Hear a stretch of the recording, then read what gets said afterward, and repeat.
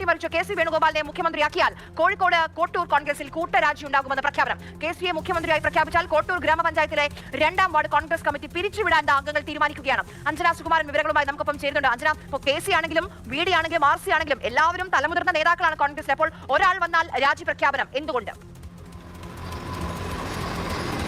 എല്ലാവരും തങ്ങളുടെ നേതാക്കൾ തന്നെയാണ്. എന്നാൽ ചരിത്രത്തിൽ ഇതുപോലെ 102 സീറ്റുമായി കോൺഗ്രസ് വീണ്ടും 10 വർഷത്തിന് ശേഷം അധികാരത്തിൽ വരുമ്പോൾ അതിന്റെ അമരത്തുണ്ടായിരുന്നത് വി ഡി സതീശനാണ്. പട നയിച്ചതും ഈ നേതൃത്വത്തെ നയിച്ചതുമൊക്കെ വി ഡി സതീശൻ തന്നെയാണ്. അതുകൊണ്ട് സതീശനാണ് ഇത്തരത്തിൽ മുഖ്യമന്ത്രി പദത്തിന് യോഗ്യൻ എന്നുള്ളതാണ്. ഇനി ഇങ്ങനെ എത്ര പേരുടെ രാജിയും പ്രതിഷേധവും വഴക്കും കൂട്ടത്തല്ലും ഒക്കെ നമ്മൾ കാണേണ്ടി വരും. നേതാക്കന്മാരുടെ രാജിയും അതൃപ്തിയൊക്കെ കൊണ്ട് മാറ്റി നിർത്താം. പക്ഷേ ജനങ്ങൾക്കിപ്പോൾ ഉണ്ടായേക്കുന്ന അതൃപ്തി രാഹുൽ ഗാന്ധിയെ പോലെയുള്ള നേതാക്കന്മാര് എങ്ങനെയാണ് മാറ്റാൻ പോകുന്നത്? ആ അതൃപ്തി മാറുമെന്ന് എനിക്ക് തോന്നുന്നില്ല. ഇതിലും വലിയ ഗതികെട്ട ഒരു സമൂഹം വേറെ എങ്ങും കാണത്തില്ല. ഇന്ത്യയിലുള്ള മറ്റ് സംസ്ഥാനങ്ങളിലെങ്ങും ഇത്രയും ഗതികെട്ട ഒരു സമൂഹത്തെ നമുക്ക് കാണാൻ പറ്റില്ല. അത്രയും ഗതികെട്ടവരായിട്ട് കേരള ജനത മാറിപ്പോയി കഴിഞ്ഞിരിക്കുന്നു. അൺഫോർച്ചുനേറ്റ്ലി അതാണ് യാഥാർത്ഥ്യം. റിയാലിറ്റി അതാണ്. ഇപ്പൊ ഷാഡോ മന്ത്രിസഭയാണുള്ളത്. ഒരു നാഥനില്ലാതായിട്ട്, കേരളത്തിനൊരു നാഥനില്ലാതായിട്ട് ഇന്നേക്ക് 9 ദിവസമായി. 9 ദിവസം. ഇലക്ഷൻ റിസൾട്ട് വന്നത് 4-ാം തീയതിയാണ്. ഇന്ന് 13-ാം തീയതിയായി. ഇതുവരെ മുഖ്യമന്ത്രിയെ പ്രഖ്യാപിച്ചിട്ടില്ല. ഇവർക്ക് നാണമുണ്ടോ? ഇവര് എന്താണ് മാതൃകയാക്കിയിരിക്കുന്നത് എനിക്ക് അറിയത്തില്ല. എന്തിന്റെ അടിസ്ഥാനത്തിലാണ് ഇത്രയും കാലം താമസിപ്പിക്കുന്നത്? എന്താണ് ഇത്ര ആലോചിക്കാനുള്ളത്? ജനങ്ങൾ ഓൾറെഡി അവരുടെ താല്പര്യം അറിയിച്ചു കഴിഞ്ഞു. ഈ രാഹുൽ ഗാന്ധിയെ പോലെയുള്ളവർക്ക് ചെവി കേൾക്കില്ലേ? ജനങ്ങൾ പല രീതിയിൽ അവരുടെ അതൃപ്തി അറിയിച്ചു കഴിഞ്ഞു. പല രീതിയിൽ ആരെയാണ് തങ്ങൾക്ക് വേണ്ടത്, ആരെയാണ് തങ്ങൾക്ക് മുഖ്യമന്ത്രിയായിട്ട് വേണ്ടത് എന്ന് അറിയിച്ചു കഴിഞ്ഞു. പിന്നെ എന്തിനാണ് ഇങ്ങനെ വൈകുന്നത്? കേരളത്തിന്റെ പല കാര്യങ്ങളും പ്രതിസന്ധിയിലാണ്. ഇനിയിപ്പോ ജൂണിൽ സ്കൂൾ തുറക്കാൻ പോവാണ്. SSLC റിസൾട്ട് പ്രഖ്യാപിക്കണം, +2 റിസൾട്ട് പ്രഖ്യാപിക്കണം, പാഠപുസ്തകങ്ങൾ അച്ചടിക്കണം. അങ്ങനെ എന്തൊക്കെ കാര്യങ്ങളാണ് ചെയ്യേണ്ടത്? ഇതൊക്കെ ഇവർക്ക് തലയിലോട്ട് കയറത്തില്ലേ? അധികാരമോഹം മാത്രം. ഞാൻ അതാണ് പറഞ്ഞത്, അത്രയും നമ്മൾ മാറിക്കഴിഞ്ഞു. എരുതിയിൽ നിന്നെടുത്ത് വറചട്ടിയിലേക്ക് ഇട്ടു. ഒരാൾക്കാരെയും കൊണ്ട് ഗതികെട്ട് പൊറുതി മുട്ടിയപ്പോൾ നമ്മൾ എന്തോ ചെയ്തു? അടുത്ത ആൾക്കാരുടെ കയ്യിൽ അധികാരം കൈമാറി. ഇത് നമ്മൾ ആദ്യമേ ചിന്തിക്കേണ്ട ഒരു കാര്യമായിരുന്നു. നമ്മളിങ്ങനെ 10 വർഷം കണ്ടിന്യൂസ് ആയിട്ട് ഒരാളുടെയും അധികാരം കൊടുക്കരുതായിരുന്നു. അത് ഒന്നാമത്തെ കാര്യം. രണ്ടാമത്തെ കാര്യം, നമ്മൾ ഈ അധികാരം കൊടുക്കുന്നതിന് മുമ്പ് ആദ്യമേ ഇവരുടെ ഒരു വ്യക്തമായ നിലപാട് എന്താണെന്നുള്ളത് നമ്മൾ അറിഞ്ഞിരിക്കണമായിരുന്നു. പക്ഷെ അത് നമ്മൾ അറിഞ്ഞില്ല. പക്ഷെ ഈ ഒരു കാര്യത്തിൽ LDFനെ സമ്മതിക്കണം കേട്ടോ. അവർക്ക് ഇങ്ങനത്തെ ഒരു ബുദ്ധിമുട്ടൊന്നുമില്ല. അവര് ഇലക്ഷൻ പ്രഖ്യാപിച്ച് ഉടനെ തന്നെ ഇപ്പൊ തന്നെ മുഖ്യമന്ത്രി സ്ഥാനം ഏറ്റെടുത്ത് അവര് പണി തുടങ്ങിയേനെ. ഇതിപ്പോ വല്ലാത്തൊരു വൃത്തികെട്ട അവസ്ഥയായിപ്പോയി. മുസ്ലിം ലീഗ് അവരുടെ നിലപാട് അവർ അറിയിച്ചു കഴിഞ്ഞു. മുസ്ലിം ലീഗ് പറഞ്ഞു VD സതീശനൊപ്പമാണ്. കാരണം അവർ പറഞ്ഞു ജനങ്ങൾക്ക് അതാണ് താല്പര്യമെങ്കിൽ ഞങ്ങൾ ജനങ്ങളുടെ ഒപ്പമാണ് നിൽക്കുന്നത് എന്ന്. അവരൊരു തീരുമാനമെടുത്തു. ഇനി ഇവരെന്തിനാണ് തീരുമാനമെടുക്കാൻ വേണ്ടി വൈകുന്നത്? അങ്ങനെ വൈകേണ്ട ആവശ്യം എന്താണെന്നുള്ളത് ഇവിടെ ശരിക്കും പറഞ്ഞു കഴിഞ്ഞാൽ KC വേണുഗോപാൽ എന്ന് പറയുന്ന ക്രൂക്കഡായിട്ടുള്ള ഒരു രാഷ്ട്രീയക്കാരന്റെ അഹങ്കാരവും അധികാരമോഹവും കാരണമാണ് ഇത്രയും വൈകുന്നതെന്ന് ഞാൻ പറയും. ഇത്രയും നാളും KC വേണുഗോപാലിന് അധികാരം വേണ്ടായിരുന്നു, കസേര വേണ്ടായിരുന്നു. ഇലക്ഷന് മുമ്പ് അയാൾ എന്താണ് പറഞ്ഞത്?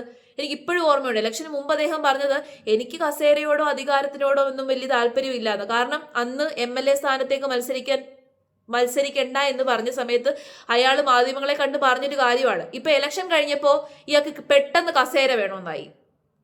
അല്ലെങ്കിൽ അയാൾ ആദ്യമേ മത്സരിക്കണമായിരുന്നു. അയാൾ MLA അല്ല, അയാൾ MP ആണ്. ജനങ്ങളുടെ നിലപാടിനോടോ ജനങ്ങളുടെ താല്പര്യങ്ങളോടോ ഒന്നും ഒരു ആത്മാർത്ഥതയും കാണിക്കുന്നില്ല. ഇപ്പൊ മനസ്സിലായി കോൺഗ്രസ് ഇങ്ങനെ അധപ്പതിച്ചതിന്റെ കാരണം എന്താണെന്നുള്ളത്. ജനങ്ങളോട് ഒരു ആത്മാർത്ഥതയും കോൺഗ്രസിനില്ല. ജനാധിപത്യ രീതിയിലാണ്, ജനങ്ങൾക്ക് വേണ്ടിയിട്ട് പ്രവർത്തിക്കുന്നവരാണ് എന്ന് പറഞ്ഞിട്ട് ഇപ്പൊ കേരള സമൂഹത്തെ നാഥനില്ലാതെയാക്കി. ഇതിലെനിക്ക് ഏറ്റവും കൂടുതൽ രസകരമായ തോന്നിയ ഒരു പ്രതികരണം എന്താണെന്നറിയാമോ? രമേശ് ചെന്നിത്തല, നമ്മുടെ പ്രധാനമന്ത്രി നരേന്ദ്രമോദി ഹൈദരാബാദിലെ ഒരു പ്രസംഗത്തിനിടയിൽ കേരളത്തെ കളിയാക്കിക്കൊണ്ട് പറഞ്ഞു, 5 വർഷവും 5 മുഖ്യമന്ത്രി അങ്ങ് ആക്ക്, അല്ലെന്നുണ്ടെങ്കിൽ 2.5 വർഷമായിട്ട് ആക്ക്, ഇങ്ങനെ വൈകുന്നത് എന്തിനാണ് എന്ന് കളിയാക്കി ചോദിച്ചു. ആ കളിയാക്കി ചോദിച്ചതിന് എനിക്ക് വലിയ താല്പര്യമൊന്നും തോന്നിയില്ല. കാരണം അവരും അങ്ങനെയൊക്കെ തന്നെയാണ്. BJP ഇതുപോലെ 10-12 ദിവസമൊക്കെ വൈകി CM-നെ തെരഞ്ഞെടുത്തിട്ടുണ്ട്. അതുകൊണ്ട് ആ കളിയാക്കി ചോദിച്ചതിനോട് വലിയ താല്പര്യമൊന്നുമില്ല. അപ്പം അതിന് മറുപടി എന്നോളം രമേശ് ചെന്നിത്തല പറഞ്ഞു, ഡൽഹിയിൽ മുഖ്യമന്ത്രിയെ തെരഞ്ഞെടുക്കാൻ വേണ്ടിയിട്ട് 50 ദിവസം എടുത്തെന്ന്. ശരിക്കും 50 ദിവസമൊന്നും എടുത്തില്ല. ഡൽഹിയിൽ ഇലക്ഷൻ റിസൾട്ട് വന്നത് ഫെബ്രുവരി 8-ാം തീയതിയാണ്. 2025 ഫെബ്രുവരി 8-ാം തീയതിയാണ് ഇലക്ഷൻ റിസൾട്ട് വന്നത്. 20-ാം തീയതി അവിടെ മുഖ്യമന്ത്രി സ്ഥാനം ഏറ്റെടുത്തു. അതായത് 19-ാം തീയതി പ്രഖ്യാപിച്ചു. അതായത് 10-11 ദിവസമേ എടുത്തുള്ളൂ അവിടെ മുഖ്യമന്ത്രിയെ പ്രഖ്യാപിക്കാൻ. ഇവിടെ ഇപ്പോൾ 9 ദിവസമായി. അപ്പോൾ ഇവര് പറയുന്ന എന്താണ്? അവരങ്ങനെ ചെയ്തല്ലോ, അതുകൊണ്ട് ഞങ്ങൾക്ക് ചെയ്യാമെന്ന്. പക്ഷെ ഇവര് നമ്മളോട് ഇലക്ഷന് മുമ്പ് എന്താണ് പറഞ്ഞത്? അവർ ചെയ്യുന്നത് പോലെ ഒന്നും ഞങ്ങൾ ചെയ്യത്തില്ല, അവരെക്കാട്ടിലൊക്കെ ബെറ്റർ ആയിരിക്കും ഞങ്ങൾ എന്നാണ് പറയുന്നത്. എന്നിട്ട് അവർ ചെയ്തു, അതുകൊണ്ട് ഞങ്ങൾക്ക് ചെയ്യാമെന്നുള്ള രീതിയിലാണ്. അങ്ങനെയാണെന്നുണ്ടെങ്കിൽ ഞങ്ങൾക്ക് അവരെ അങ്ങ് തെരഞ്ഞെടുത്താൽ പോരായോ? മറ്റുള്ളവർ ചെയ്യുന്നത് പോലെ, മറ്റ് രാഷ്ട്രീയ പാർട്ടിക്കാർ ചെയ്യുന്നത് പോലെ നിങ്ങൾ ചെയ്യാനാണെന്നുണ്ടെങ്കിൽ ഞങ്ങൾ എന്തിനാണ് നിങ്ങളെ തെരഞ്ഞെടുത്തത്? എന്തിനാണ് നിങ്ങൾ മറ്റുള്ളവരെ നോക്കുന്നത്? നിങ്ങൾ നിങ്ങളുടെ കാര്യങ്ങൾ നോക്കുക. എന്തിനാണ് ഇത്ര കാലതാമസം? ഒരു മനുഷ്യനെ അയാളെ നേതൃസ്ഥാനത്ത് ഇരുത്തിയിട്ട് അയാൾ എല്ലാ കാര്യവും കഷ്ടപ്പെട്ട് ചെയ്ത് ഒരു വഴിക്ക് എത്തിച്ചപ്പോ ഇപ്പൊ അയാളെ കറിവേപ്പില പോലെ എടുത്ത് കളയാണ്. നിങ്ങൾ അതെനിക്ക് മനസ്സിലാവുന്നില്ല. ഇവരെന്ത് മീനിങ് ആണ്, എന്താണ് നമുക്ക് പകർന്നു തരാൻ വേണ്ടിയിട്ട് ശ്രമിക്കുന്നത് എന്ന്. വളരെ മോശമായിട്ടുള്ള ഒരു അപ്രോച്ചാണ് ഇവർ സ്വീകരിക്കുന്നത്. ഹൈക്കമാൻഡിലുള്ളവരായിക്കോട്ടെ, രാഹുൽ ഗാന്ധിയെ പോലെയുള്ള മുതിർന്ന നേതാക്കളായിക്കോട്ടെ, അവർ വളരെ മോശമായിട്ടുള്ള ഒരു അപ്രോച്ചാണ് സ്വീകരിക്കുന്നത്. ഇവർ വന്ന് പറയുന്നുണ്ട് 40 വട്ടം എക്സ്പീരിയൻസ് ഉള്ള ആളായിരിക്കണം. വി.ഡി. സതീശൻ ഇത്രയും എക്സ്പീരിയൻസ് ആയില്ലേ? ഒരു എലക്ഷനൊക്കെ മുന്നോട്ട് നിന്ന് നയിക്കുക, അതിനുവേണ്ടിയുള്ള കാര്യങ്ങൾ ചെയ്യുക എന്ന് പറഞ്ഞു കഴിഞ്ഞാൽ അതൊക്കെ വലിയ എക്സ്പീരിയൻസ് ആണ്. അത്രയും പോലും എക്സ്പീരിയൻസ് വേണ്ട കേരളത്തെ ഭരിക്കാൻ വേണ്ടിയിട്ട്. ഒരു എക്സ്പീരിയൻസും ഇല്ലാത്ത ആൾക്കാരൊക്കെ നല്ല രീതിയിൽ ഭരിച്ചതാണ് കേരളം.